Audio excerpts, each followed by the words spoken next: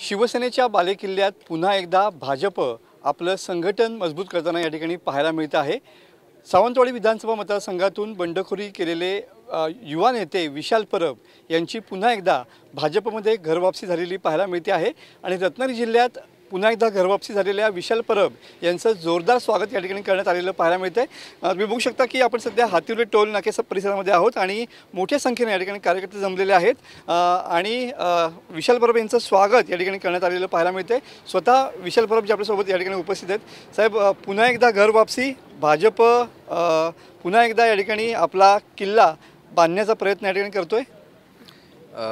आता मी तुम्हाला एवढंच सांगू इच्छितो की भारतीय जनता पक्ष हा जगातला एक नंबर पक्ष आहे।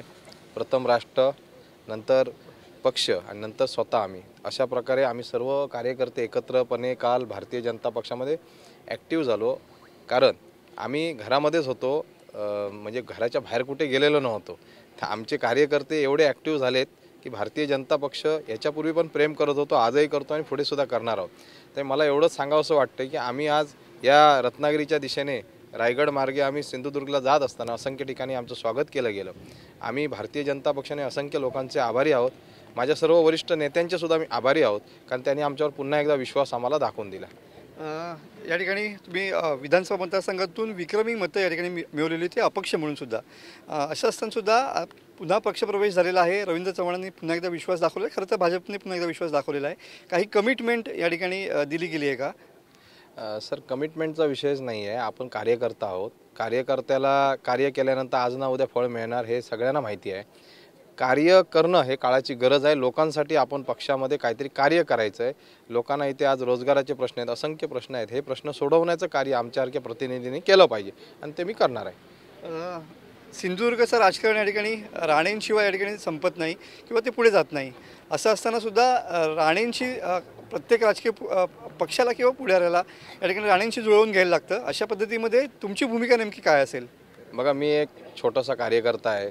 मी का मोठा लीडर नाही किंवा नेता नाही। माझ्यासोबत जे ग्रामीण भागातील कार्यकर्ते आहेत हे आहेत।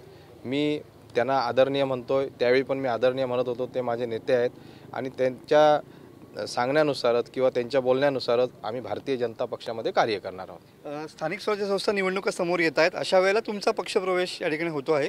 भाजप एक वेगळ्या रणनीतीमध्ये पाहायला मिळते, कारण खास करून कोकणामध्ये नक्कीच भारतीय जनता पक्ष एकदम ताकदीनिशी उतरणार आहे आणि आम्ही त्यांना पूर्णपणे ताकद लावून आम्ही भारतीय जनता पक्षाचा झेंडा जसा देशामध्ये आणि जगामध्ये आहे तसा कोकणामध्ये सुद्धा आम्ही फडकवणार आहोत। नक्कीच। हे होते भाजपचे युवा नेते विशालजी परब। त्यांचा भाजपमध्ये पुन्हा घरवापसी झालेली आहे। आपण येणाऱ्या स्थानिक स्वराज्य संस्था निवडणुकांवरती या ठिकाणी लक्ष केंद्रित करणार असल्याचं स्पष्ट मत विशाल परब यांनी मांडलेलं पाहायला मिळत आहे। कॅमेरामन समित गजनेसह मी मनोज लेले, TV9 मराठी, रत्नागिरी।